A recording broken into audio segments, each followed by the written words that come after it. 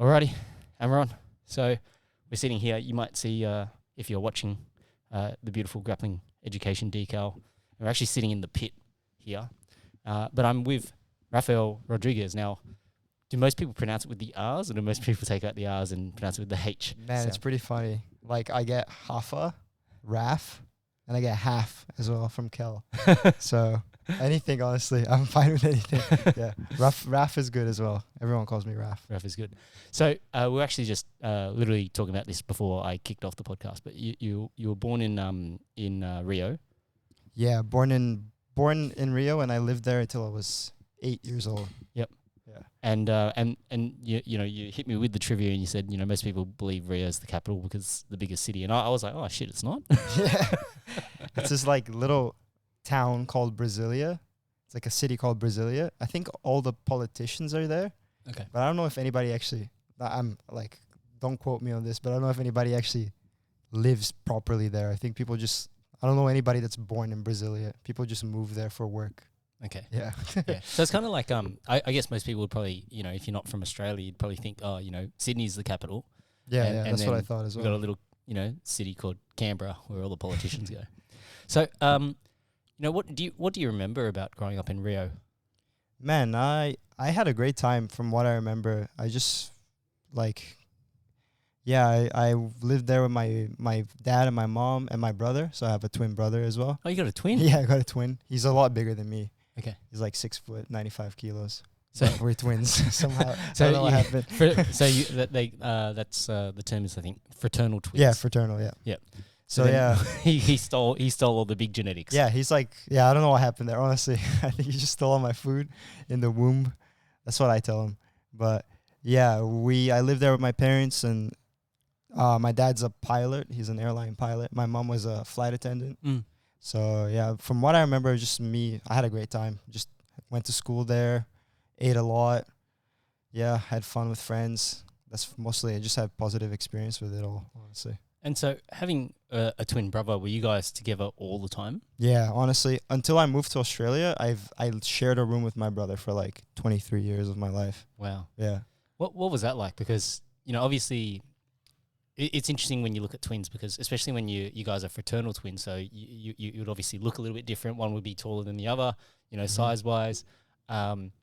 Did you guys ever get into fights and things like that? That's funny because I started Jiu Jitsu because of my brother. He started first. Okay. After we started, I never fought. We never fought again after that. But before, we used to get into like physical altercations a lot. But once we started training, that all stopped. I think we just got it out on the mats most of the time. Yeah. But we actually have a very good relationship. I don't remember fighting with my brother a lot at all. Wow. Yeah. And do you have that like almost like that telepathic connection with your brother? No, I wish. No? I don't. Yeah, but I can read him really well, but that's about it. Yeah. Like I don't have that mental connection. No. So in school and things like that. So you would have only done maybe like 3 years or so of school in Brazil, right? Yeah, around 3 to 4, 5 years maybe of school. I think. Yeah. And what was that like?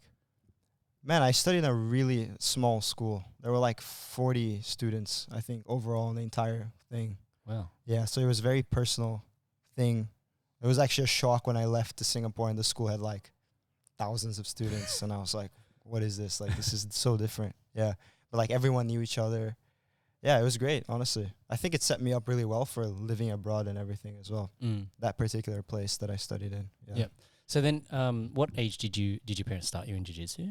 So I started as an after school program in Brazil when I was like 6, 7, maybe 7, but I didn't stick with it. So it was a blue belt teaching the after school program, and then he left the school, and then I just like my parents I didn't want to continue. I didn't like it that much. I got my gray belt. That's all I remember. Yeah, me and my brother got our gray belts together, and then. Yeah, we left. Yeah. And so then what was the reason why you guys then moved to Singapore? So from what I understand, my dad's airline company went bankrupt in Brazil. This company called Varig, I think it was called. It was this big Brazilian airline. And then, when it went bankrupt, my dad, a lot of Brazilians were going to Singapore to be airline pilots. Mm. So he just thought that was the best thing and just took us with him as well. Yeah. Was that a big culture shock? Oh, huge. That was. I didn't speak a single word of English as well. Okay. So when I went there, I didn't know how to speak to the teacher. I didn't know how to order food. So in the beginning, I was suffering. I remember I hated Singapore. I love it now. I grew to love it, but in the beginning when I was 8, I hated it. Yeah, I couldn't get along with anybody. It was just, thank God I had my brother as well, because like at least we're going through it together. But yeah, it was bad in the beginning. And then because all the what do you remember what school you went to? Was it a international school? Yeah, it was an international school. Yeah, Yep. Overseas family school. And were they speaking? They're obviously speaking English in that school. Yeah, all English. Yeah, I entered in this English learners program called SPP that they had. Yeah, and that's like you start SPP 1 and you move up. So thank God the class I had full of people that didn't speak English very well, but still the entire thing was in English. So it's very hard to understand in the beginning. Yeah, but it was good, honestly. I learned pretty fast, so I moved up quite fast in the English learning thing, and then eventually I don't remember, I got fluent somewhere along the line. I don't remember exactly when, but it happened. Yeah, eventually. Yeah. And so, because the schooling would have been, apart from it being taught in English, like, was it very different in how they approached learning compared to Brazil? I actually can't remember much about the differences, but it was very similar. Honestly, it was the instructions was pretty similar. Math was different. I remember the way they taught math. That like got me a bit. Just like I can't name any examples, but in Brazil, like the way you like write your working is a bit different than in Singapore. Okay. I remember that was a bit crazy for me at first, but like teaching wise, very similar. Honestly, maybe it's because it was an international school. I don't know. They try to appeal to all learning styles and like different cultures as well. Yep. Yeah. And did you go to like Singaporean food? I hated it in the beginning too. But I ended up loving like everything, like chili crab, chicken rice, all that. Yeah, I loved it. I miss it so much, man, honestly. When I go there, I just eat at the hawker centers. Yeah. Yeah. And it's so cheap, right? Like it's crazy, yeah. The meals are unfortunately, I guess they're a little bit smaller than what you get in Australia. Yeah. So you make up for that by having, you can order 2 things. Yeah, exactly. Yeah. It's the best. You just order a bunch of everything and then, it's great. I love it. Yeah. Well, I guess in school and in that international school, did you have any favorite subjects? Like, what did the teachers sort of say about you? Man, I loved history. History? Yeah, history was my thing. I did a lot of history from like, we call it like grade 4 till 12. Yep. I was always doing history. World War II history was my favorite. I liked it a lot. Like Nazi Germany stuff too. Very interested in it. I don't know why. I was gonna say, is there a particular reason? No, I just found it fascinating, like the rise of power and everything, like how we let dictators get into power. I found that interesting. I was good at business too. Yep, business studies. So business and economics, I took those classes in the end of my schooling in Singapore. Yeah. Yep. So humanities. Math, I was all right. I hated science. Didn't like it. Didn't gel with it. Yeah.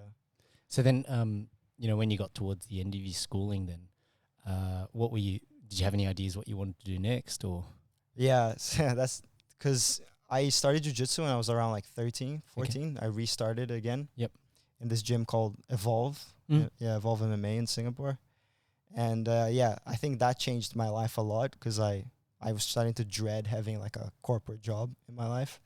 And I saw all these guys from Brazil teaching in Singapore, like seemed like they were having a great time. Like they were enjoying their job, teaching people. And I was like, man, I want to do that. I want to teach. I want to do jiu-jitsu for a living. Yeah.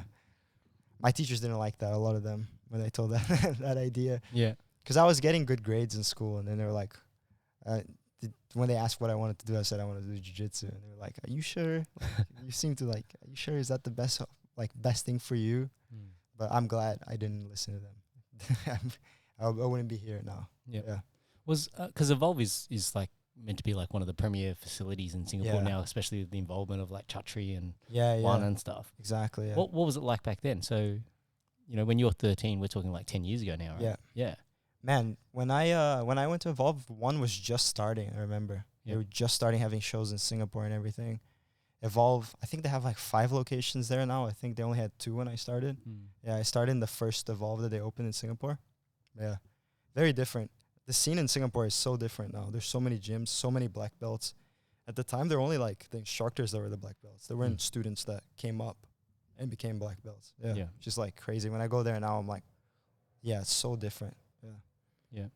And so, do you remember, like, you know, from a teaching perspective, was it like, obviously you would have been doing like the kids program when you were doing the school thing, but was the instruction fairly similar to like what we see nowadays in terms of kids jiu-jitsu in Australia? Like, you know, it's funny. I never did the kids class. Oh, really? Yeah, I went so at straight 13 to you went adults. straight to the adult class?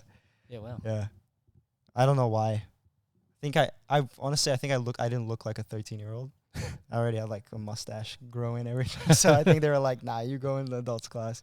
So I don't know. I don't have the experience of training with kids. At the time, everyone I trained with was older and stronger than me. Yeah.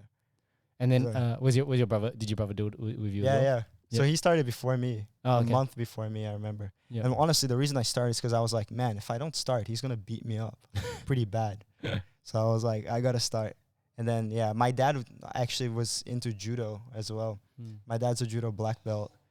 In Brazil, he trained a lot when he was young, in his like early 20s. And then he was always like saying, we should get into martial arts. It's great. But I never listened until my brother started. And then I was like, yeah, maybe it's time. Yeah, you don't want to get left behind. Yeah, exactly. Yeah. Especially he's already got the size advantage, right? Yeah, exactly. I can't. You know what I mean? Like, that would be horrible. And he was already doing moves on me in the living room. And I was like, he was like catching me with stuff. So I'm like, oh, you know what? I should learn this just in case. Yeah. But I wanted to do MMA. I didn't want to do jiu-jitsu. I was like, I'll do 6 months of jiu-jitsu and then I'll go into Muay Thai or something. Yeah. But then I was like, man, this jiu-jitsu thing is so cool. And then I never did Muay Thai. I stuck with jiu-jitsu, yeah. So then, you know, when you finish school and then, you know, you already told the teachers, oh, I want to be a jiu-jitsu instructor. Yeah. What was going through your mind about, like, how do you then, like, pursue that dream, right? Yeah, I looked at universities in, like, cities in the US that were close to jiu-jitsu gyms that I could, like be high level in, or, like, they were high-level jiu-jitsu gyms.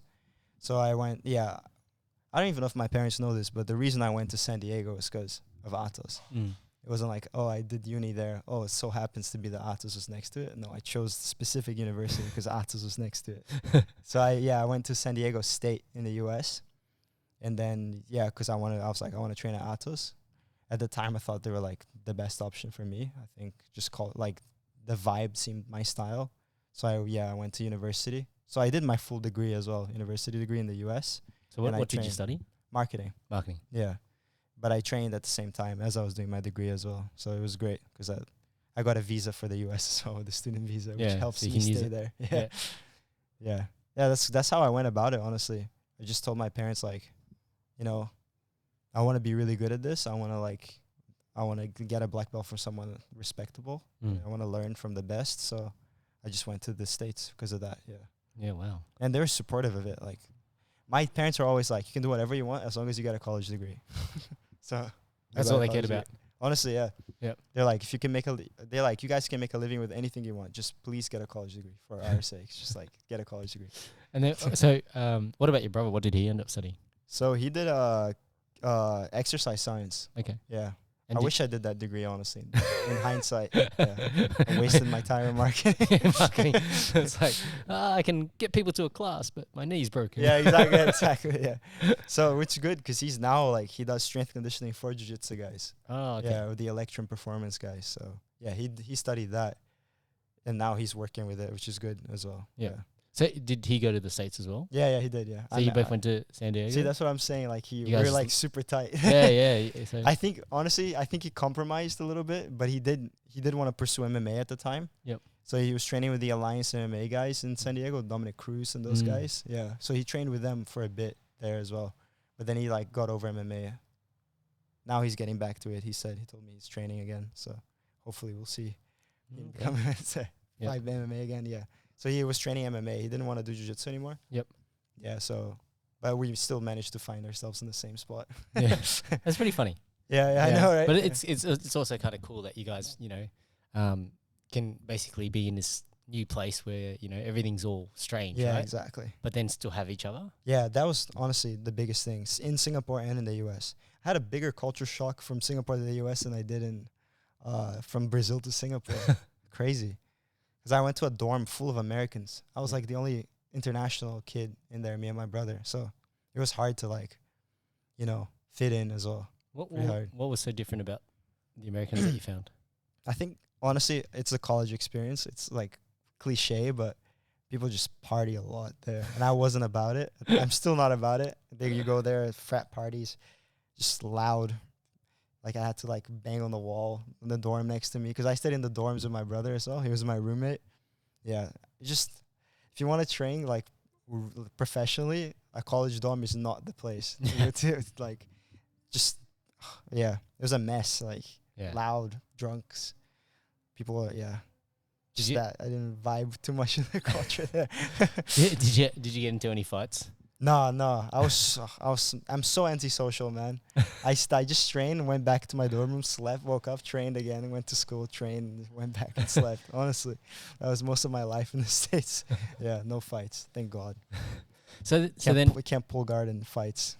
Well, you can if it's 1-on-1. That's true. If it's 1-on-1, it's not so bad. But that's true. Yeah. if there's more than one guy, that's the only thing you pull guard. Now you're gonna get if you got your brother, you back up. But if he's pulling guard on somebody else too, then you're get stomped on, right?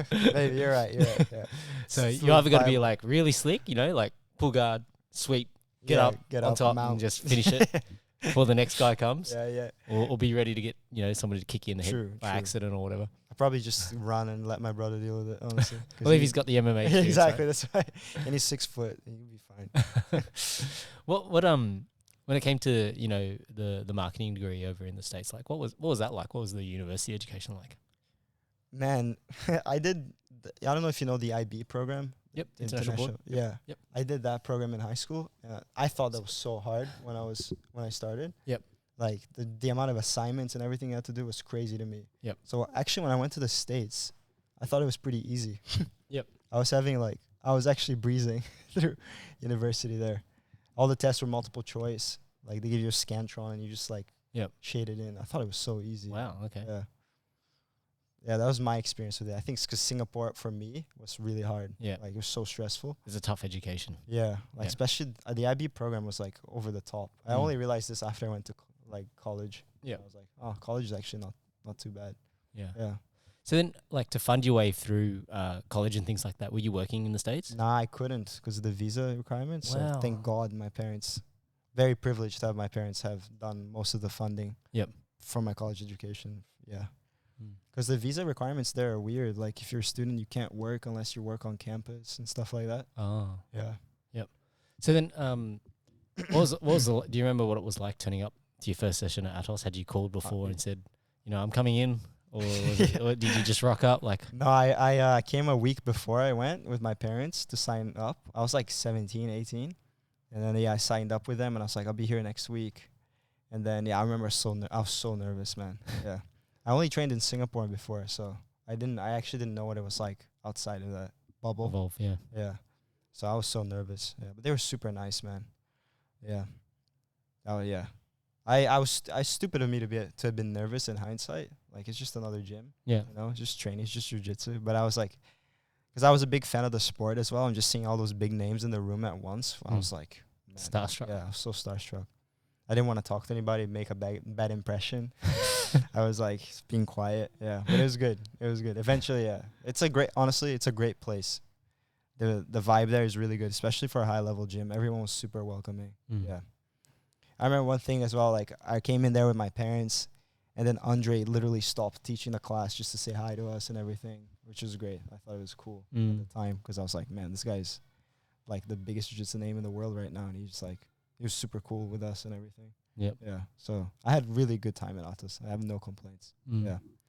When it comes to the, and I'm curious about this because, there's many things that go into making a gym have the right culture and the right experience for its both the hobbyists and the competitors and the right amount of development for its athletes as well. What is it about ATOS that you think they do so well? That's a good question.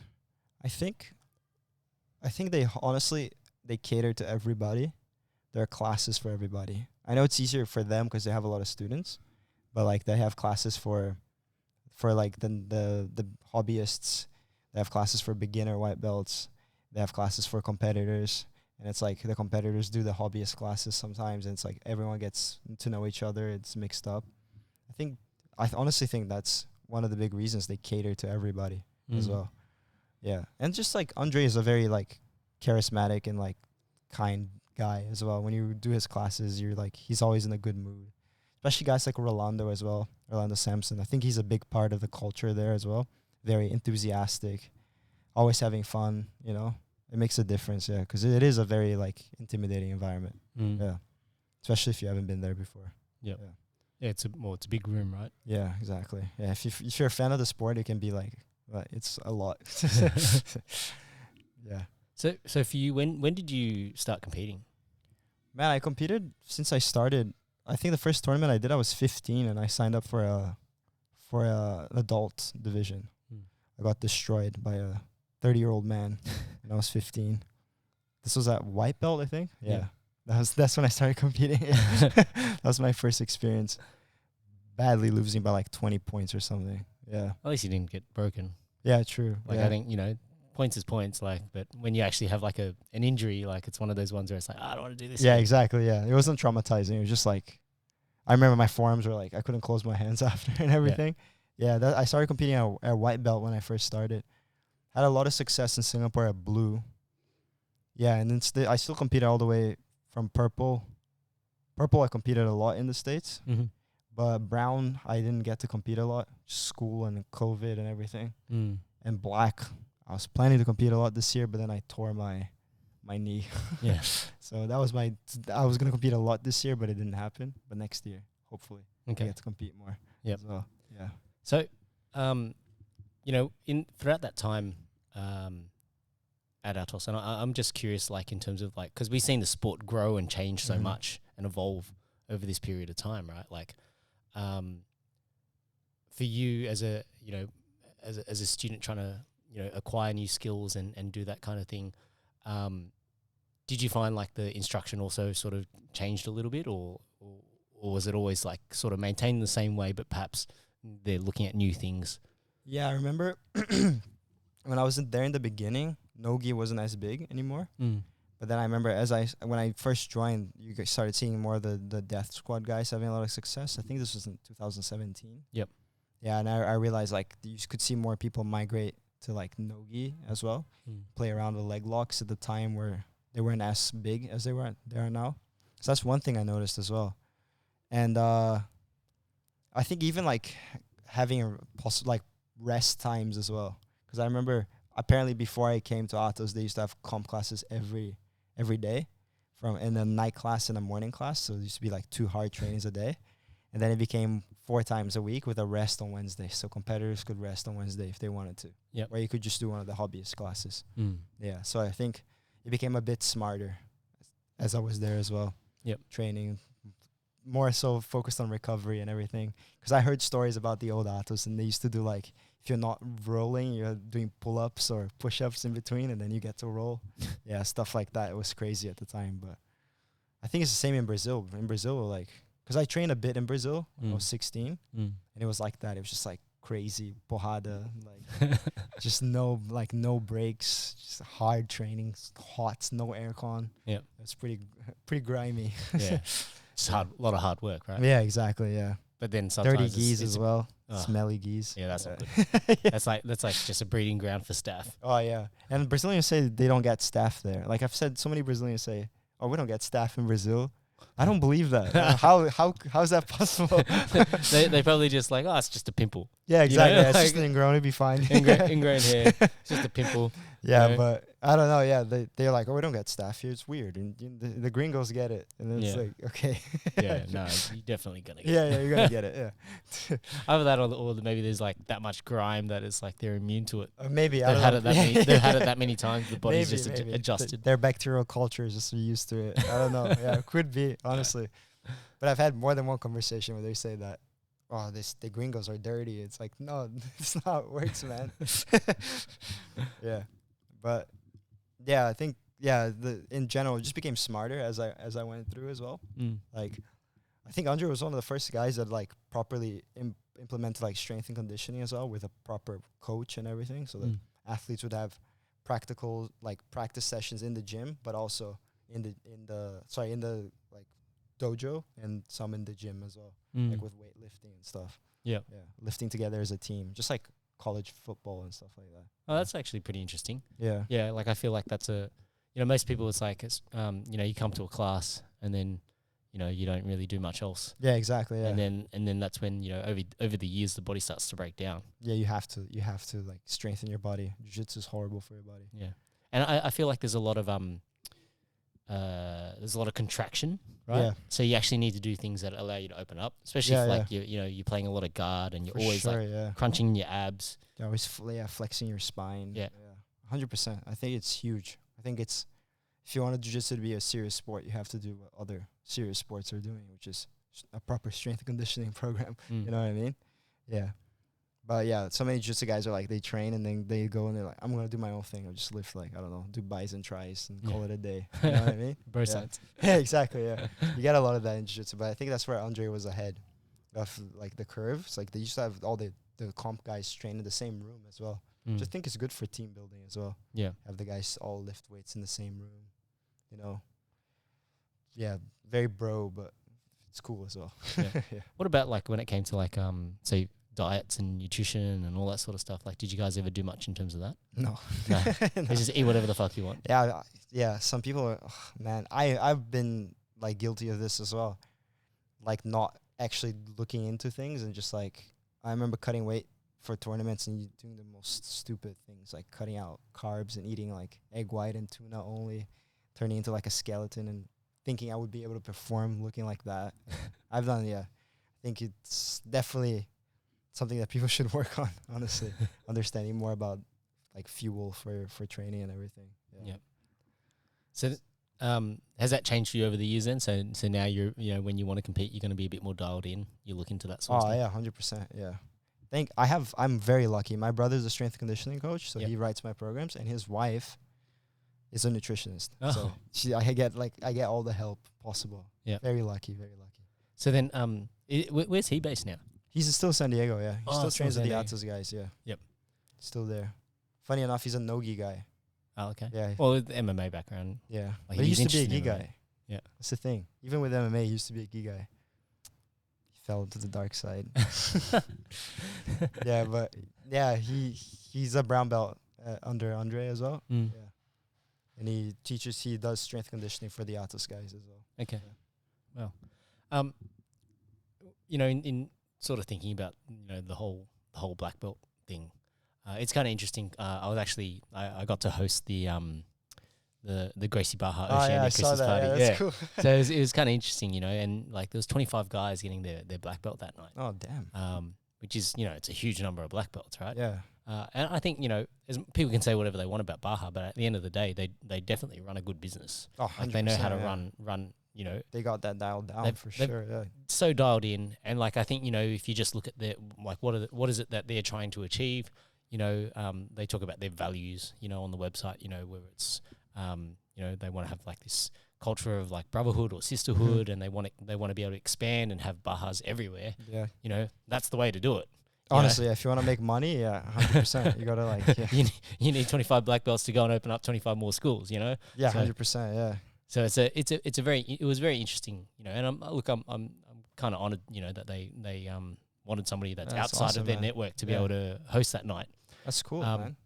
But yeah, one of the things that I brought up about the black belt is like, when you talk to somebody who doesn't train and you bring up like, oh, this person's a black belt, they're like thinking like this guy's like a wizard, like yeah, he could be a magician, the master, yeah, right. And then, but like for people in jiu-jitsu, it's like by the time you're probably ready for your black belt, you're like, fuck, there's a lot of responsibility with this. Oh yeah, 100%. Yeah. You're a brown belt, you're already thinking about it. Yeah. You get your brown belt, and you're like, oh man, the next one's the big one. Yeah. Yeah. So talk me through your mindset on that, because as when you progress throughout the ranks, like obviously when you're a white belt, everybody wants to get past the white belt and become a blue belt. Yeah. And then it's like, okay, you're a blue belt, and it's like, okay, gotta try and get over the blue belt blues, get through this hump, Famous and then blue belt blues. Yeah. and then maybe you get your purple belt, right? And then you get your purple belt, and it's like you're halfway there now. You're too invested to quit now. Yeah, it's great. You still get people quitting a purple belt. Yeah. I think purple's the new blue, what I'm seeing. But yeah, I know what you mean. Yeah, it's tough, man. I think it's a good and a bad thing about the belt system in general. I like the belt system. I think it's great. I think it's a great reward system for people to stick around. But I think people think too much about it too. Like, man, like it's just a belt. Skills matter, right? It's what you build on the mat, skill-wise, training-wise. But yeah, I think people put too much into the belt, and then they get it and they freak out and then quit because they're like, oh man, it's too much pressure to come in to train every day and try not to get bashed by a white belt if you're a blue belt. Because they think if a white belt taps you, you're blue belt, you don't deserve it. You know what I mean? You should be like beating every white belt ever now that you're a blue belt. You know what I mean? I was like that too, like coming up. I was like, I put so much pressure on myself, man. Every belt that I got, I was like, oh, no, I can't. Like I got my purple belt the day before I went to the States. So my first purple belt round was at ATOS. Oh, wow. Yeah, horrible, right? Like, I'm not a purple belt. I thought I was a purple belt. I'm not a purple belt. Yeah. Was that a hard hit to the ego? Oh, 100%. But I was expecting it too. I'm like, oh, really? Yeah, in my head, I'm like, you know what?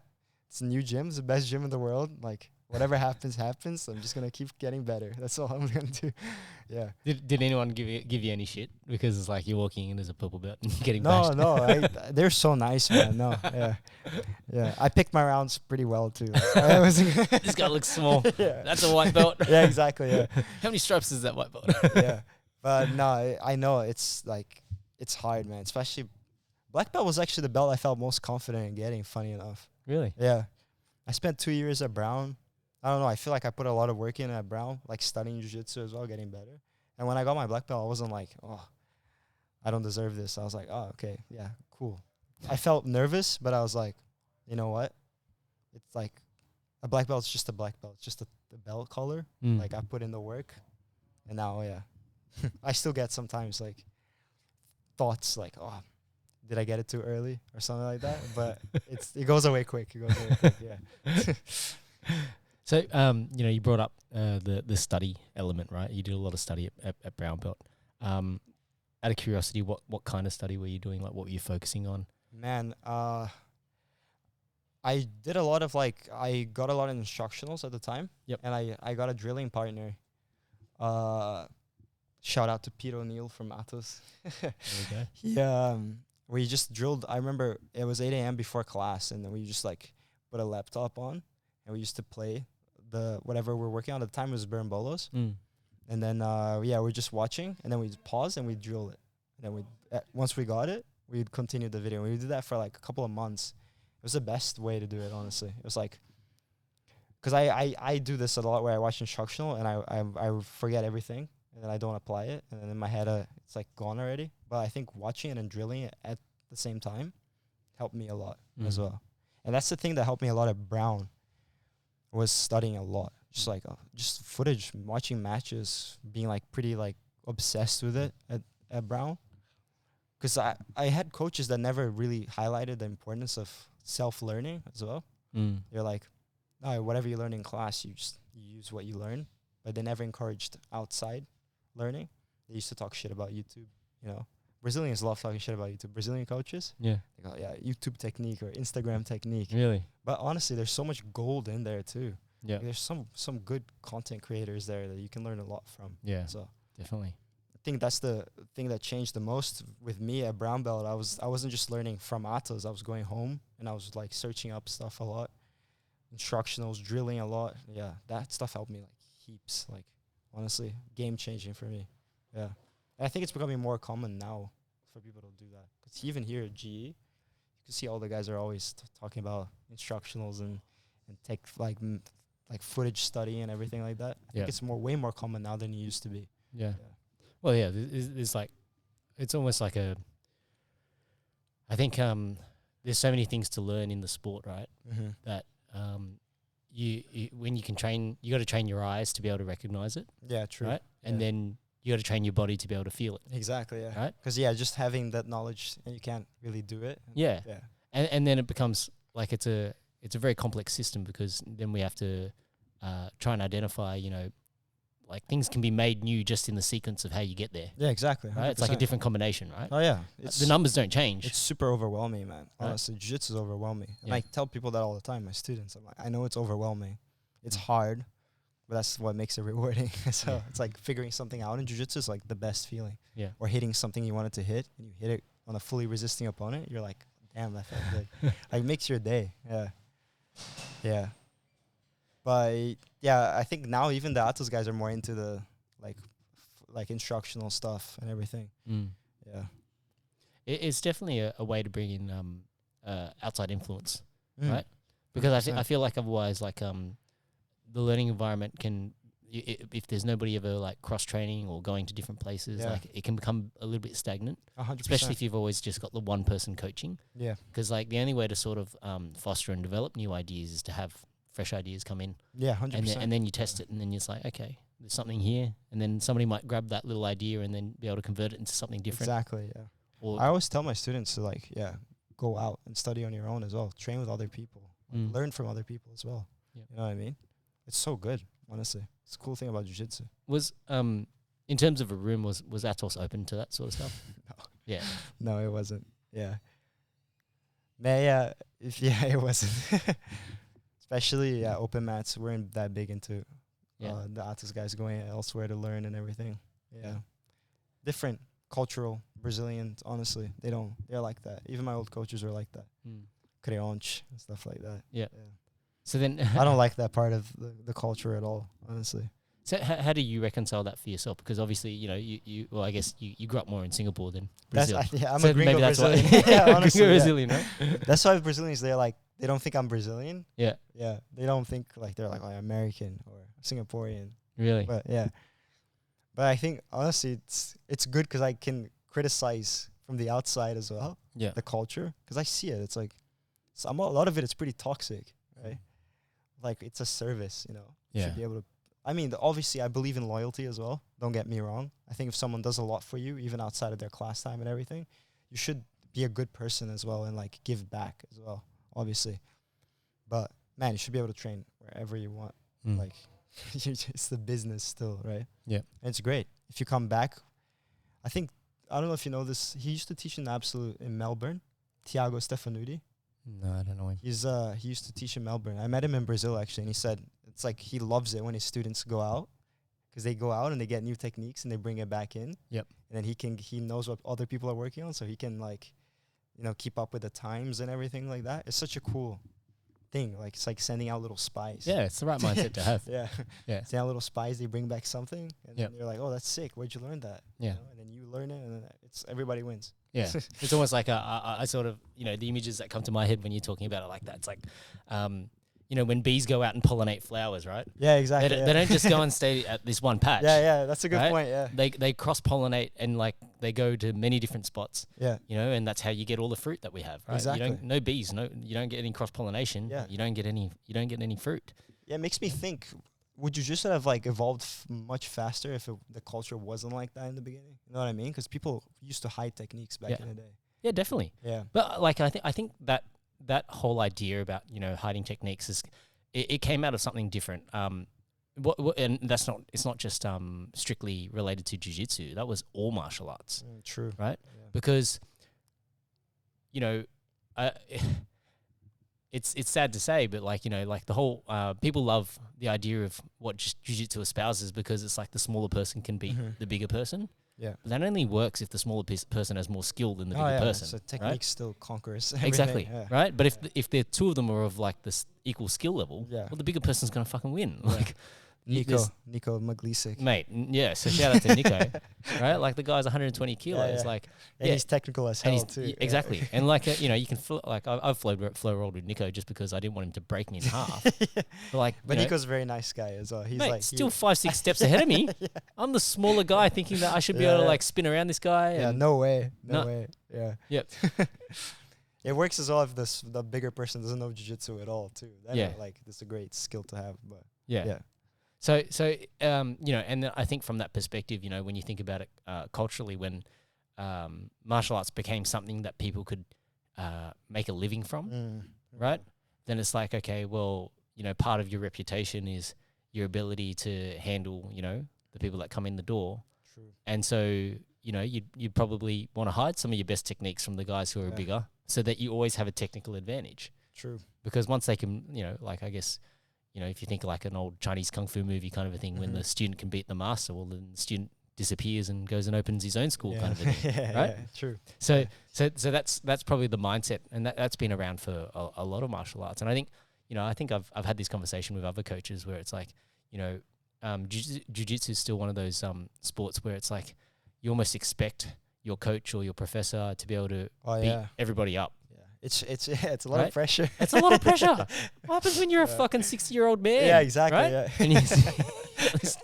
Yeah. And especially when some of these guys are a little bit saucy nowadays. Oh yeah, chemically enhanced. Chemically enhanced technique. Yeah. With the technique. Yeah, that's why you need mad enforcers as professors. Yeah. You need the young guy. Right? You do. You got to have these guys that are like, okay, I'm going to give these guys, the benefits of my technical prowess, and they've got the benefits of their chemical enhancements. And it's like, okay, this guy's coming into, Dojo Stormers or whatever. You go and sort him out. Oh, honestly, yeah. It's true. I mean, how many you see it now a lot more, like coaches that are purely coaches and not competitors as well. Yep. Like guys that are just focused on coaching. Like Dima, for example. Yeah. Like he's not like he doesn't have many competitive accolades, but he's like a great coach apparently, right? Yeah. So you can have both. You can be like super technical and know how to like help people, but not be like a monster on the mats yourself. Yeah. You know what I mean? Yeah. It's that's a really interesting one because I think at the end of the day, people, when if they don't approach, like when they view competition as being a combative thing rather than a collaborative thing, it's really easy to pick on somebody. Let's say somebody's coaching and they go, oh yeah, they're not a great, they're not a great competitor. They use that as an excuse to sort 100%. Of take away from their ability to coach. Yeah. Or you might say, even though it's like two completely different skills in a way. Absolutely. Competing and coaching. Right. Yeah. Like, we see this all the time. It's like, in any sort of, industry, right? Like, so even if I just take something as simple like a trade, like a carpenter, right? You could have the best carpenter in the world who's really good at making, things out of wood, but then like he goes to run his own business as a manager. And he's shit house because all he knows how to do is to actually work with his hands. He doesn't know the other aspects of how to actually run the business. It's the same thing. That's a good point. Yeah. Right. You could be the best competitor in the world, but it doesn't necessarily mean that you're going to be a great coach. Yeah, 100%. Totally different skill set. You see it as well. Like guys that are great competitors, but when you get you buy their instructional or something, I'm not gonna name any names. Yeah. But when you watch it, you're like, man, this is horrible. But on the flip side, like when you think about the names that you probably buy the instructionals from, and then you look at actually competitive accolades. Yeah, sometimes some doesn't align. Yeah, exactly. Right? Yeah, it's a different skill. It's like, I think it's stupid to use someone's competitive accolades as as a way to gauge their coaching. It doesn't make any sense. Yeah. Of course, there are guys who can do both, obviously. Absolutely. Yeah. The competitive thing is an interesting one because I feel like when it comes to competing, it's also about the individual knowing themselves really well. Oh yeah, 100%. Right. Yeah. Like when you see somebody that knows their game and knows how to play it, turn every fight into their fight. Yeah. Right. Like that's a beautiful thing to watch. Yeah. Right. It's true. Yeah. And you see that as well, like guys that are really good competitors, but when you watch them train, you're like, man, this guy's so average. But it's that thing again. I think Keenan talks about his tempo. Some of these guys go out there and they're so aggressive that the guy doesn't even have time to think. Yeah. They're like, it's just their game constantly. They're attacking, so the guy's just responding and they're attacking. Yeah. In the gym, they don't have that dog, so it's different. You look at them and you're like, oh, there's no way that guy wins anything. And then you watch and you're like, man, this guy's a They monster. rise to the occasion. Yeah. It's funny, yeah. it's like I don't understand. I wish I understood more about the mindset of competing. I look into it a lot, but yeah, it's hard to understand why these things happen. I think it also it changes throughout your life as well. True. Right? Like this is just me speaking to my own experience, but I feel like, you know, when you're younger, you sort of you put a lot of pressure on, like, you know, the outcome and the result. Yeah. And like the way that, you know, some people, you know, especially like say using MMA as a sport, right? Like some people like to hate their opponent to feel like, you know, I need to feel like I hate them so I can hurt them. Yeah. You that's know? crazy. Yeah. I would never be able to think like that. Right? And like but that's, you know, some guys have to like elevate themselves to that. 100%. To get them in that state. And you can see it, you know, when somebody's dialed in and they're locked in and they're about to make the walk out to the cage, and you can see they're like, like screaming and yelling and stuff, you know, bashing their chest and getting fired up. Like, there are guys that have to fight like that. And then there are other guys who like are cool as a cucumber. Yeah. You know, like they it's like they feel nothing. And it's like, this is just like any other moment in their life. Like their heart rate could be going 1,000 beats per minute, but like when they step in, they just look like they're made of ice. Right? True. And like, you know, I think aggression is one of those things that definitely makes a huge impact. I think I actually talked about this when I did the episode with the partisan guys, that when you do like a combatives course with like army people, you know, and they're telling you about like, you know, disarming people and things like that, they use a lot of aggression as opposed to any, not to say as opposed to any real technique, but as opposed to like focusing overly on the technique. Like the technique becomes the 20%. Yeah. But the aggressive attitude and the mindset becomes 80% of it, right? Whereas, like, I think, you know, for us, when we're thinking about martial arts, like, we always prioritize technique over the aggression. It's like, you know, when some people over-prioritize technique, and then you get people that are, like, overthinking in the match itself, and then you see that they're hesitating. Happens a lot, too. Yeah. So you got to have that dog, but you got to be technical about it, too. But sometimes over-focusing on just being extremely technical, it's bad, I think, as well. I was talking to my brother about this actually last week. Yep. Because sometimes you actually gotta, like, I don't know how to explain this, but like you can't, like, sometimes you gotta make it ugly. You know what I mean? Like, you're coming up for a sweep, you don't want to hit a perfect clean sweep. Some guys, if it's not clean, I used to be like that too. You let go. I don't want to deal with this now. But some guys, like, sometimes you gotta come up with a sweep and you gotta make it ugly. You gotta like push through it.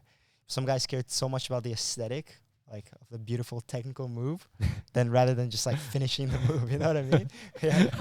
I'm laughing because that's definitely me. Yeah, no, I want to have like, you know, when I hit something, I want it to be like clean. Yeah, it has to be clean. I'm beautiful, like that too, man. It has to be like Instagram worthy, highlight reel. Yeah, I'm laughing because it like legitimately happened at today's class, and I hit Moreno. Like, she tried to do this single leg on me. Like, she's got a nice little single leg entry where she tries to get around to my back, and you know, she showed it to me, like, because when we were rolling, she tried to do it on me twice, and I'd seen it enough now that on the third time that I just landed this beautiful haragoshi. and even she said to me, it's like, that was like beautiful, it didn't hurt. And Yeah, like, smooth. It's just so smooth. No resistance. I was like, you showed it to me one too many times. I knew what you're doing. Yeah, but I'm like that as well. I try to stop being like that, especially in tournaments. Yeah. Because then I just ended up overthinking it. Like, if it wasn't a clean pass, I would just like back off. You know, actually, now that you say that was something that Nico actually said to me. He goes to me like, I bail on moves too early, right? Whereas like, if I probably didn't care about like making it smooth, I would go a bit harder, and maybe I'd get. Nico's that guy that just like, he commits, man. Yeah. Even if it's ugly, that dude will bury his head down, and he makes it he makes it work. That's what like that's a great example of that. He doesn't bail. He would like force it. Yeah.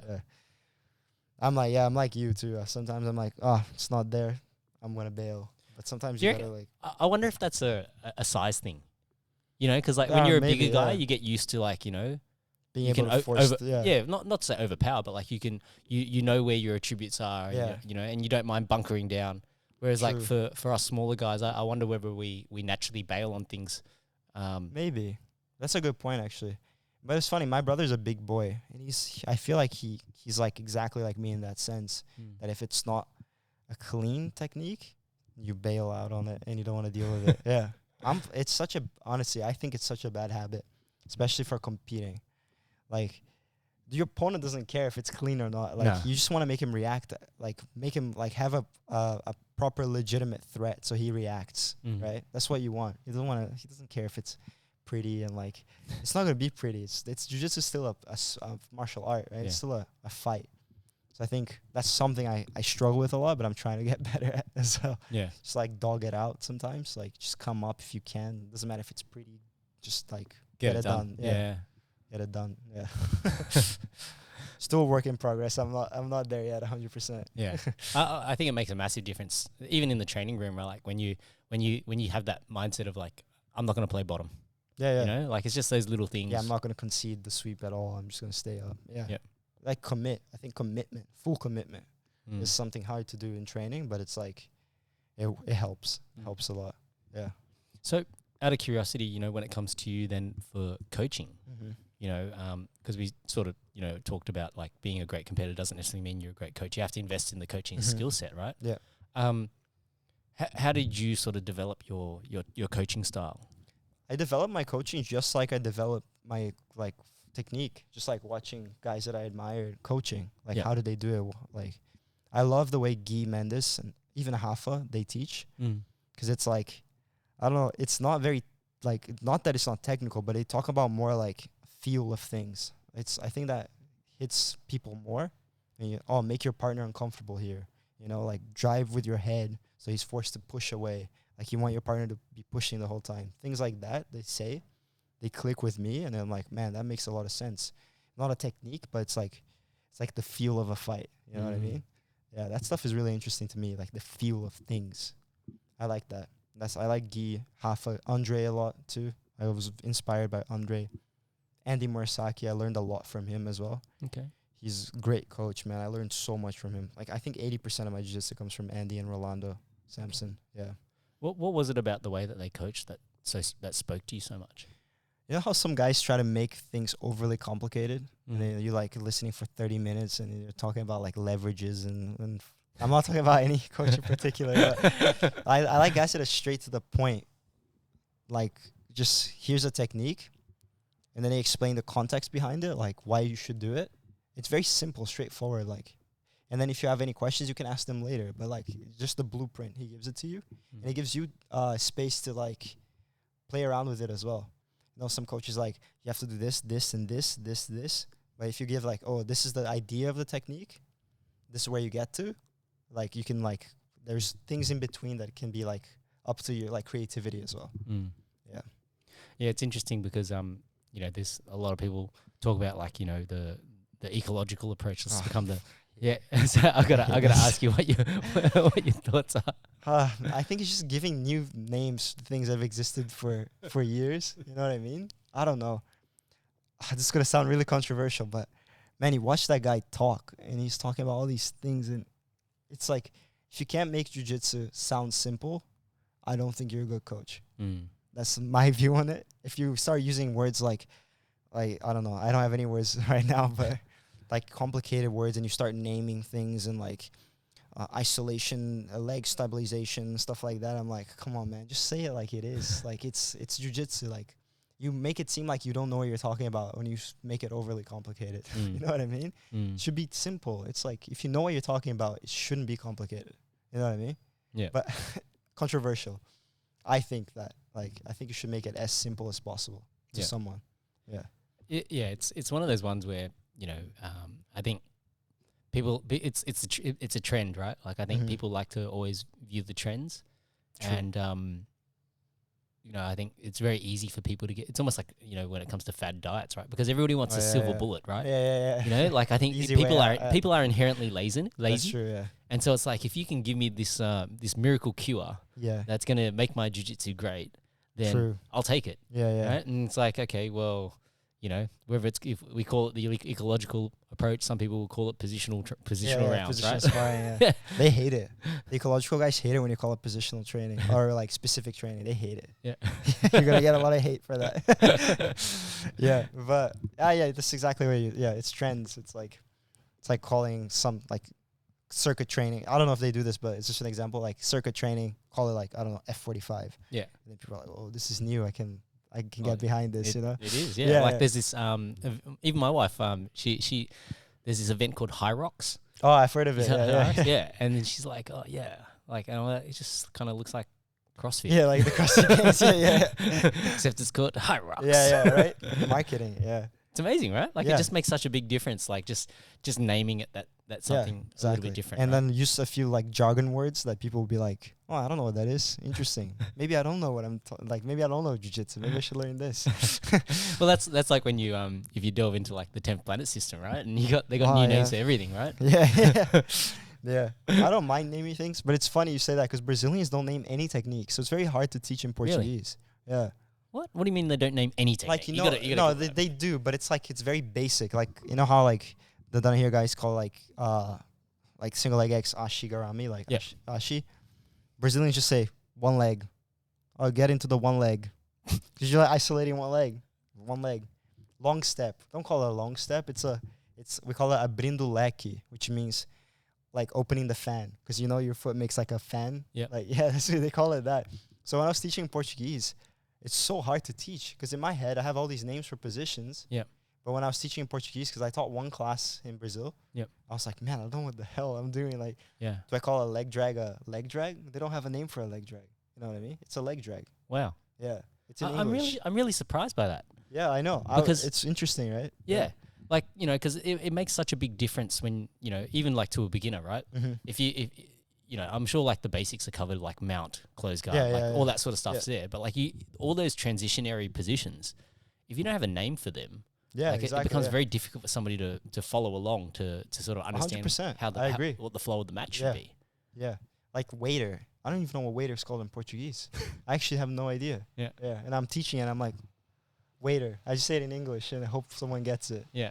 Yeah, but it's like, it's interesting. Yeah. They don't think too much about naming things. I think that's why jiu-jitsu in Brazil is very like intuitive in a way. Like how it started, like the guys in like tereré, which were just like, they're just long stepping just because it felt natural to do it. It wasn't like they weren't taught it. It was just very intuitive. You know, things just, they play around with like movements and whatever makes sense. Yeah. Yeah, I think it's culture as well. Brazilians are very free. Like they're very they don't like, not that all Brazilians are like this, but from what I get, the sense they don't like like that things to be overly structured. Yep. I think jiu-jitsu is the same. Yeah. But it's funny because it's super traditional in Brazil because of the Japanese. Yeah. But the technique aspect of it, it's very like loose. Yeah. From my experience. You know, it's you know, when you talk about it like that, I almost view it like car manufacturers. You know, like where it's a German car or a Japanese car or an American car, right? It's similar, yeah. Right? So Brazilian jiu-jitsu versus like American jiu-jitsu. Yeah. Like, yeah. Right? Because when you think of like and that was the thing about, you know, when the Japanese started you know, mass producing cars, right? They were producing really quality products that were durable and reliable, that weren't overly expensive. Yeah. Right? And then, you know, in comparisons, like the American cars seem to be almost brutish. Like V8 muscle cars. And then you got like these German cars which are like over-engineered. Yeah, like perfectly. Like the Porsches and all this kind of stuff where it's like they put so much, you know, development behind it that when things go wrong, like it could be one of 1 million problems because there's so many little pieces that. That's a good point. Yeah, I think Brazilians are more like in the, you know, whatever feels good kind of thing. It's changing now. Yeah. But the instructional market in Brazil, it's only starting to grow now. Like the Americans had that sorted. English-speaking countries. Yeah. When it comes to learning, I think they're way far ahead. Yeah. Honestly, they're changing now. There's like jiu-jitsu guys that are making Portuguese instructional platforms. Yep. But before it wasn't that. It was just like, just feel it out. But it's pretty hard, like, you know, because you'd have to try and get consensus on what you call some of these positions, right? Yeah, exactly. But I suppose if you're the first one producing the content, you could probably name it whatever you want. Yeah, exactly. It's like Keenan, the warm guard, right? Yeah. He called it the warm guard. People are like, yeah, that makes sense. Just call it that. It's still called that till this day, right? Yeah. It's interesting. Just out of my own experience teaching in Portuguese, I was like, man, this is hard. Yeah. Not even because my Portuguese sucks. It does suck a little bit. It's not bad. I'd say it's like 80%, but yeah, it's hard. It's so hard. You just got to tell God, you got to feel the position. Yeah. I say that to my students sometimes. You know, sometimes I can't really show you this, but you got to feel it. It's like you got to feel it. But that's one thing as well. Like, I think people are becoming so like focused on what works and the meta or what everyone's doing, that nobody's like experimenting anymore. You know what I mean? Like I remember like the burn bolo and stuff. It was like guys like half like experimenting, and there were no instructionals. There wasn't even a position that was created. He just came up with it. I feel like students in general are just like like focused on the meta and what works, that nobody's like having fun with like coming up with stuff anymore because it's low percentage or something like that. Yeah. You know what I mean? Well, I think at the foundational level, right, like combat sports, all combat sports, they're like an arms race. You know, how many techniques do you know? How do you know, when do you apply them? Like, you know, it becomes like this. I always view martial arts as like having two axes, and the bottom axis is like the breadth of your technique. So how good are you across all of these different positions? And then the vertical axis is your technical depth. So like, if there's somebody that, as an example, like there are schools and the way that they teach might be like, you do a deep dive on a specific position, and that's the theme of the month, so to speak. So you only really cover 12 positions a year. But the expectation is obviously you get to develop some really good technical depth, right? So yeah, like at its foundational level, like when you think about martial arts, it's like, provided you know something that your opponent doesn't, right? So if like, somebody's really good at being like, they're a wrestling background, but then they have zero idea on the legs, if you can take the fight there, well, you're going to have the technical advantage every single time. Yeah, it's like white. They're like, if a black belt doesn't know any lapel guard, he's a white belt in lapel guards. Yeah. So it doesn't matter what belt he is and everything else. He doesn't know what he's doing there. Exactly. Yeah. So then, it's only when, you've got like these two people that are meeting that might have an equal amount of breadth of technique, but then somebody's able to identify where they have a better technical depth. Like as an example, 50-50 is a great position, provided you know 50-50 better than your opponent. Yeah, exactly, yeah. Right? Yeah, otherwise it's 50-50. Yeah, exactly, yeah. But it's true, yeah. But I think that's what people are missing out on. They're always trying to do whatever everybody's doing, and they're not trying to figure out stuff that maybe it would work if they just like train a little bit and like, oh, I like this position. Maybe I'll like look into it. I know it's the longest way to learn sometimes because you can just watch an instructional and get it. But man, you can learn a lot just by experimenting and playing around with the position, rather than being like, all right, I'm stuck here. I'm going to watch an instructional until everybody tells me exactly what to do from here. Great, but everybody's already watched that instructional as well. You're not going to come up with anything new. You know what I mean? I'm not. This is especially for like competitors and like if you're like a high level black belt or something. I feel like you got to play around, be creative a little bit. I feel like people are losing sight of that a little bit. Like it's fun when people have a game that's like unorthodox and like stupid, and you're like, man, how does that work? Just describe my entire jiu-jitsu. It's all bullshit moves. It's good. I like that. Honestly, I admire that. When someone can make that work, I admire it, because it means they didn't watch an instructional. They probably came up with all that shit themselves. So I'm like, I respect that. Admiring it from the losing section. It's not the way to win. But see, like guys, like if you tell like Adam Wojcinski, like, bro, Butterfly sold 2009, bro. Like you're not gonna make that shit work. He just won worlds and the crown with it. Yeah. You're gonna tell that guy that stuff doesn't work? No, he figured it out. He made it work. Yeah. But he like, again, like that's that technical depth element, exactly, right? Like he's gone so deep down that rabbit hole. Exactly. That provided he can get the fight to that position. Yeah. He's going to be in a good have a great opportunity to do what he wants. True. So like, always in the matchups. And I guess, when you think back on some of the matchups that you've had, do you have any favorites in terms of matches that you've had? Man, I don't have a favorite. It's just a funny story. Like I fought Fabricio Andre at purple belt, and he caught me with the same triangle he caught to win the final of worlds at black belt. It was the same position. It's just interesting that he caught me with that purple belt, and then he used the same technique to win black belt worlds. Just find it. It's like, man, he was already doing that since purple belt. Yep. And it works even at the highest level. Literally a final of black belt worlds. Yeah. It's a very cool thing, like very interesting thing to see. Yeah. Yeah. But I think that goes to show that, like, somebody's game isn't magically altered, in a day or a week. It's like this persistence over time that, he's invested in that position, invested in that move. Yeah. Right? Like, and he's obviously, to hit it both at purple belt and then at black belt, how many reps has he had in between that, right? Yeah. True. Yeah, it's like, I feel like jiu-jitsu is like a little spider web of like, you have your game and you just build around it. Usually it's very rare that someone will completely change their game. It's like a little ball, and you build like nodes around it and becomes like a whole system. Yeah. I feel like the only ways that people do like have drastic changes in their ability or like in their game set is when they cross train. Yeah, exactly. You know? Yeah, like if you go to a different gym and you know, let's say if you like move cities as an example, and now you're training at somewhere else, and like the style is going to be very different. Yeah, exactly. Right? And so if you're, you know, aside from your own self-directed learning, just being in that environment, straight away you're going to be able to pull different ideas. Yeah, for sure. Yeah, true. Same with the nogi thing. Like, I don't do a lot of nogi, but it's like I know I can learn a lot just by training here or like training at SWA or training at Kumite with Ari and those guys. Like, I know I'll learn a lot. Like, nogi is like, to me, I suck at it. Like, I have my thing, but it's like I don't do a lot of it. So, but it's I like that about jiu-jitsu. It's so free. Like, it doesn't matter what body type you have. You can make something work for you. You know what I mean? There are guys that are like bricks, like fridges. They're like 5'3" and jacked. They have their own thing. And then there's guys that are lanky and like 6'5". They have their own thing. Both work. You know? It's like, when do you see that in another sport? Except combat sports like MMA. Yeah.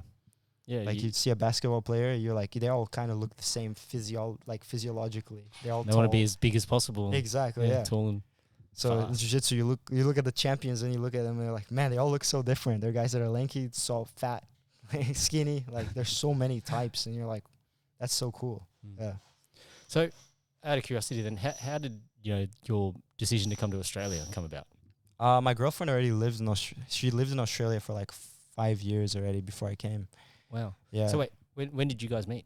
In Singapore, high school. Oh, okay. Yeah. So you guys went to Singapore. Yeah. It's high school in Singapore together. Yeah. So we met in high school. We've been like 9 years together already. Wow. Yeah. We did long distance for like 5 of those. Wow. Yeah. So yeah. That would have been hard. Yeah. Well, jiu-jitsu saved most of it, honestly. I was just like... You're just always training. Yeah, just always training, yeah. That's why the no always party. Tired. Yeah, exactly. No temptations, just training, being tired as hell, not to do anything else. Yeah.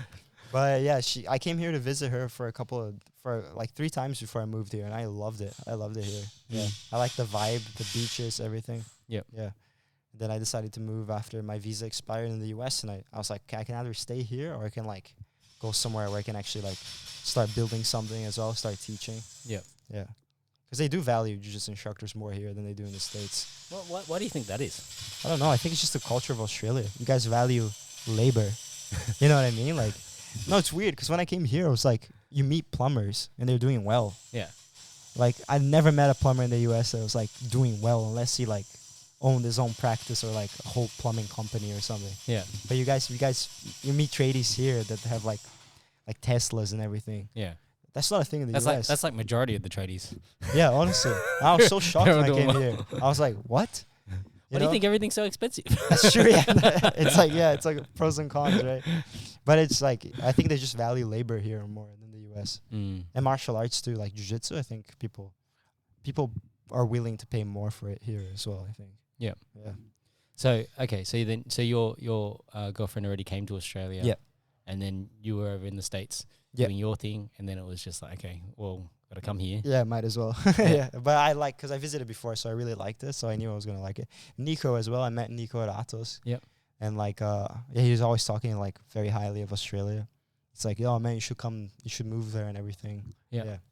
Nico's one of the guys that like got me this gig as well, teaching here. Really? Yeah. Okay.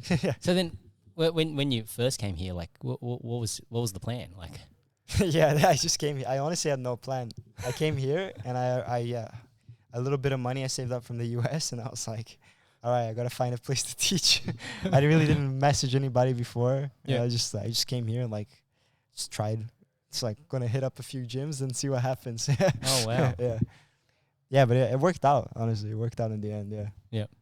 Thanks to like Nico and like Mary as well. Mary, yep. Yeah, Mary, she was the one that like, oh yeah, there's this new black belt from Brazil here, and he's looking for work. And then they heard about it, and then they messaged me, and I got the call.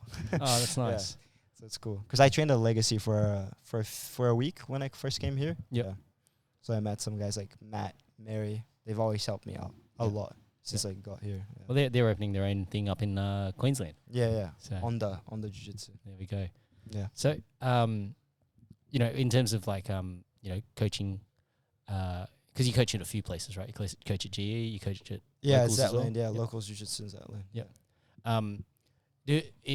I guess when people come to your classes, like, is there a difference in what you show here at GE versus at locals, or? I used to teach different things, but then I realized it's a lot cooler for me as well to like teach the same thing. Yeah. Because then in the morning I get to see what people are struggling with, and then at night I get to like troubleshoot how I teach as well.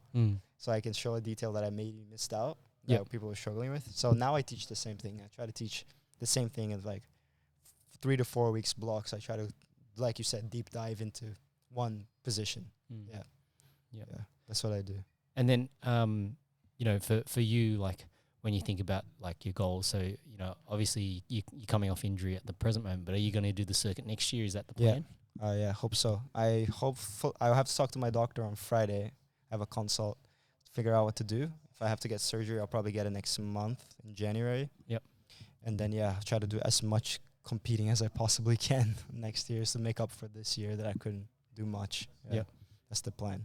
Try to do worlds next year as well. Yeah. So then, aside from teaching jiu-jitsu, are you doing any other things to sort of? No. Just teaching. Just teaching. Yeah. For now, just teaching. Yeah. I should be doing more, but I'm just teaching it. Is there, when you say you should be doing more, is there a particular reason why? Just to save up more money? Yeah, got more money, and also like before I used to have this time training, but now I can't really train with the boys like at Kumite. I used to train with do the pro training there, so I have a lot of free time. But I just don't know what to do with it. I'm in an awkward spot right now. I just don't know what to do with it because like I'm so used to just teaching and training that I'm like, what do I do if I don't have it? Yeah. Full-time jiu-jitsu guy now. I don't know what to do with my free time. So the aversion to money is also a full-time jiu-jitsu guy thing. Yeah, exactly. Yeah. No, I like being broke. Yeah, that's true. That's a good point. Yeah. No, but I'm gonna find something, maybe a gig or something. Yeah, I'm not sure what to do yet. Yeah, I'll figure it out. Yeah. Out of curiosity, what about your parents? Like, what have they sort of said now that you're fully invested in this jiu-jitsu pathway, right? Like, I know you said that they, provided you go to college, that's all they want, but like... Man, they're super supportive, honestly. My parents they were a bit like unorthodox as well in how because both of them don't have college degrees. Okay. So it's pretty funny that they wanted me to get a college degree. I think it's because they didn't have it. They didn't have it. But they did well for your dad to become a pilot, right? Yeah, my dad became a pilot when he was like 17, so he's been flying for years. Wow. Yeah. And he's still working now? He's still working, yeah. He's in Brazil now. This Brazilian airline. He's an instructor now, so he does like simulator work. Yep. My mom's not working anymore, so yeah, but they're supportive of it. They love it.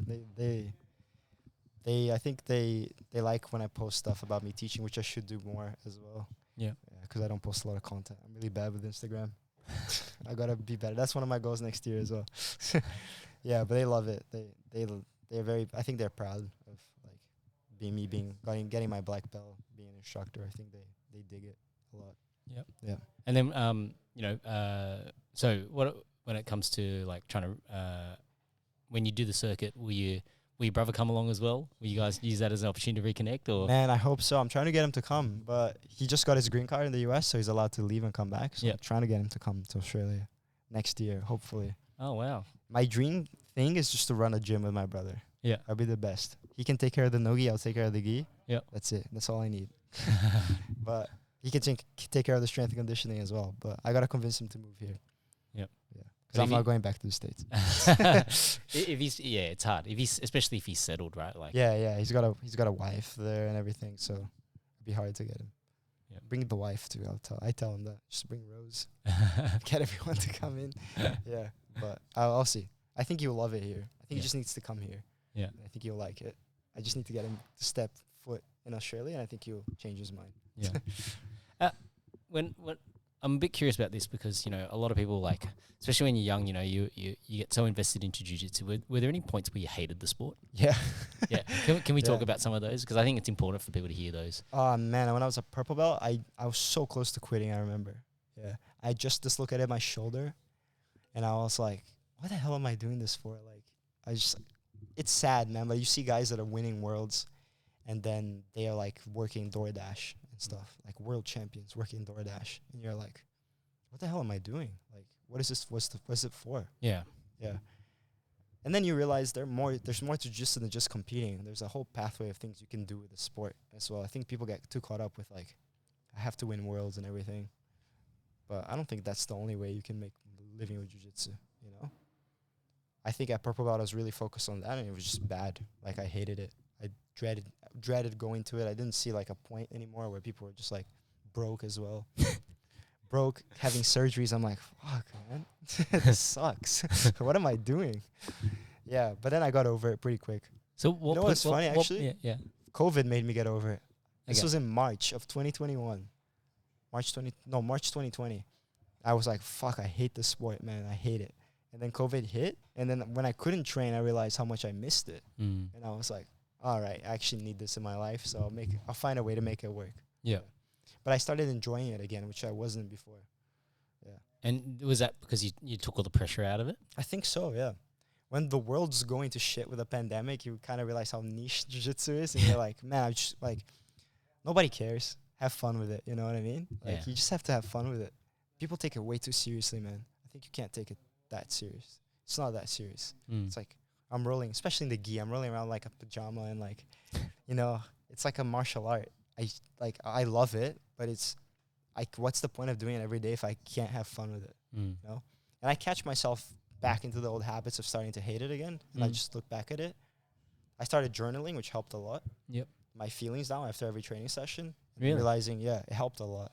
Like, just like, if I'm feeling anxious about training, or like if I'm dreading going, why is that the case? And then I take pressure off myself. Helped a lot. And then I started enjoying training again. I was having fun. So where did you get that little idea from? My brother's wife, she was doing some mental, like she was studying just mindset for jiu-jitsu competition and stuff, and she mentioned journaling as a good way to do it.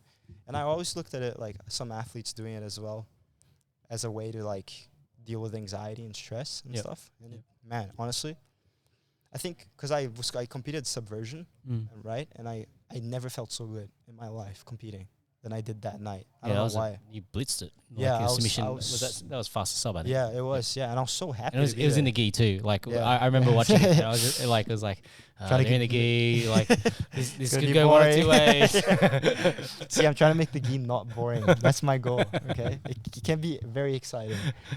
But yeah, and I remember I felt so good that day. I was happy to be there. It was fun. I was having fun, which is like I never performed so well in my life just because I was just having fun. Yeah. I'm not one of the guys that you said that needs to get hyped up. Yeah. I need to be happy. Yeah. I need to be like fully committed and being happy to be there. Yeah. That's the way I perform the best. Yeah. If I get myself amped up, I get tired and I lose. Yeah. Well, it's hard because like sometimes you burn all your energy before you even get in there. Exactly. Yeah. Right? I need to be just happy and having fun. That's the way. But journaling helped me with that a lot. Yeah. Like being like, I was just going to training anxious, and I was like, why am I anxious? Are you anxious about losing in training? Why are you anxious about losing in training? Just having those conversations with myself. Like, why are you anxious about losing? It's training. Like, you're meant to lose in training. That's the whole point. Yeah. You know? You don't see a basketball player shooting hoops and he misses a shot. He gets pissed off for the whole day. You know? Like, some people treat jiu-jitsu like that. They glorify the training room. But if you're a competitor, the training room doesn't matter. It's the lab. What matters is the performance you put out there, right? I was putting too much emphasis on training. Winning, losing training, performance in training, doesn't matter. And it was like a self-fulfilling, like, it was a cycle. I was like, why am I training so bad? And then I would go to training being like, man, I'm horrible this week. And then I train bad. And then I was like, man, I'm feeling like shit this week. And then just be going on and on and on. Yeah. It's mostly mindset, man, honestly. Yep. Jiu-jitsu, like, once you get your techniques down, everything, it's mostly here in your head. It makes a huge difference. So, did you used to get nervous when competing? Oh, like debilitating, man. Yeah. I remember my first worlds I did, I was so nervous. I was looking at my hand and I was like shaking. Yeah. At Purple Belt Worlds. Yeah. I used to get like extremely nervous, but it's because of stupid reasons. Like, oh, if I lose this, I put too much of my identity into jiu-jitsu, and if I lost, you'd be like, then what are you then? Like, you're not even fucking winning worlds. What's the point, right? Yeah. Yeah, but it's stupid, man. Like, you just have to. That's the thing. You have to enjoy being there, because like, what's the, you know? It's the experience. Yeah, it's the experience of being there. Like, I should have looked at it and been like, fuck, I'm doing worlds. This is what I always dreamed of. I'm in the pyramid. I'm gonna like just be happy and have a good performance. But no, I was like freaking out. So like, was there a reason why you managed to make that change? Like, because it's a big thing for a lot of people, like that mindset shift, right? I always viewed competition as like this, obviously the first ones, you're very nervous and things like that. But I started to reframe, nerves into excitement. And that was something that helped me. Yeah.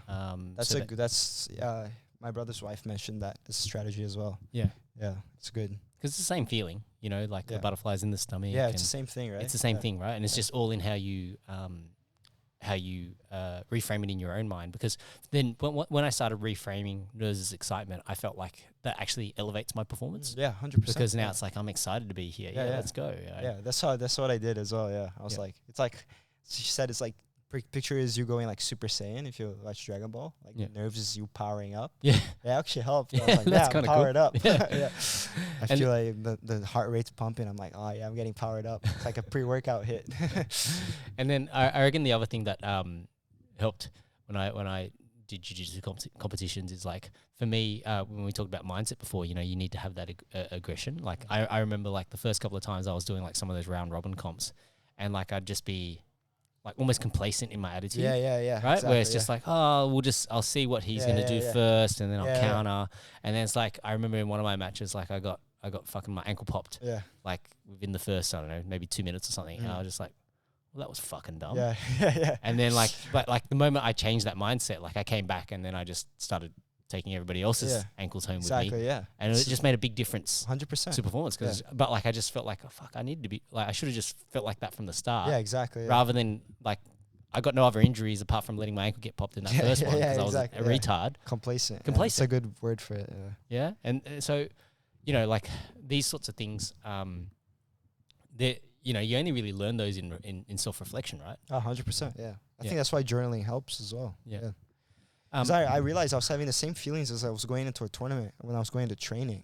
Yeah. Like I was getting the butterflies and I was getting nervous. And I was like, what the fuck am I doing, bro? This is training. I'm supposed to be like, this is supposed to be the chill part.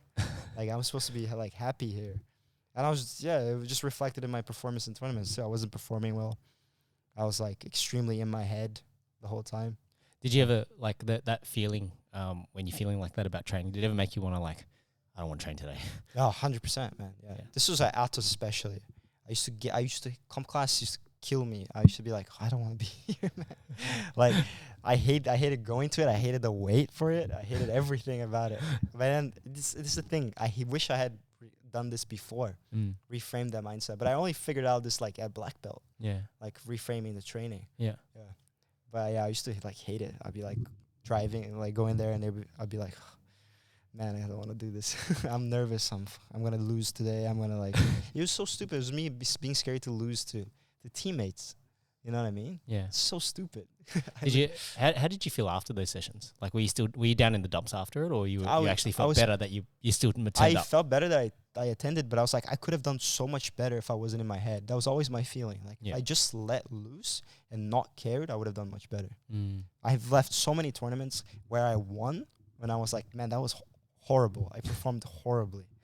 But I've left some tournaments, even you can leave some tournaments that you lose, but you're like, man, I left it all out there. Like, I didn't have any, like, hesitation. I wasn't complacent. It just was better than me that day. It's fine. Yeah. Yeah, those are the best feelings. Because when you lose, but you know you 100%, there was nothing holding you back, that's the best. Yeah.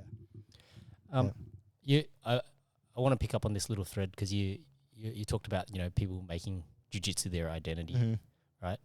And like, considering it's something that, it's a lifelong pursuit for a lot of people, right? It becomes very difficult to separate these things from your identity at some point in time. So very true, yeah. I am very curious about your thoughts on this because, I guess, like for anyone in any of their vocation, like if they work and they're, whether they're a plumber or they're whatever they are, right? Like you draw so much of your identity in being that person, right? Yeah. 100%. So was there a point for you where you realize that, hey, this is, obviously there is a point that you realize that, hey, this is stupid. I'm just like, rolling around in my pajamas. Kind of and then you realize like, I don't need to take this so seriously. Yeah. And like, you don't, like, do you know when that point was when you sort of realize that you don't have to attach all this identity into this? Man, I think having a girlfriend that doesn't do jiu-jitsu helped a lot. Because you could like be normal and not talk about jiu-jitsu. Because when I lived with my brother, that's all we talked about. Yeah. Just coming home, jiu-jitsu, jiu-jitsu, jiu-jitsu, jiu-jitsu. Have you watched this match? Have you done this? How was training? I think having like living with my girlfriend helped me like separate that a little bit, because I come home and she's talking about something completely unrelated to jiu-jitsu, and I'm like, oh, nice. Yeah. Yeah. And also, I met some competitors at ATOS that they had like really good insights on it as well, because they went through the same thing, like being young and having their like purple belt, brown belt, and just being extremely obsessed with jiu-jitsu that their whole life took a back seat as well. But then they got over it, and they're telling me how they got over it, like stuff like just having things outside of jiu-jitsu, you know, having, I don't know, fun with hobbies that are outside of jiu-jitsu, people that are outside of jiu-jitsu. I think that helps a lot. It's balance. I think Kainan Duarte, he's one of those guys, the most balanced people I've ever met. And he's the best in the world. He's like, he doesn't take training too seriously. I have a great memory of him when I walked in the changing room, and this guy was like, man, I lost every round today. He was like pissed off. And then Kainan came in smiling. And he's like, me too, man. And he started laughing. And I was like, fuck, that's how I want to view training. Like, it has to be like that. And he's just laughing. And I'm like, fuck, that's so, because he's so good. And he just didn't give a shit. Yeah. It was so cool. It was so cool to see. And I was, that was a huge moment for me. I'm like, fuck, it doesn't matter. It doesn't matter. Yeah. But having talked to people that went through the same thing helped a lot. Helped, like, yeah. Because you get injured. Like, right now I'm injured. And it sucks. Like, you lose a lot of your identity in it. And it can be hard. But I think you gotta view it as what it is. It's a sport. It's meant to, like, it's a hobby. It's not a hobby. It's a hobby for some people. It's my work, right? But I have to separate it. Like, I can't train. It's fine. It's hard for me to do that, but I have to try. You know? Yeah. It's hard, man, honestly. I remember Dominic Cruz was talking about it a lot when he got injured as well. Having his whole identity be set with MMA, how that crushed him when he got injured and stuff like that. Yeah.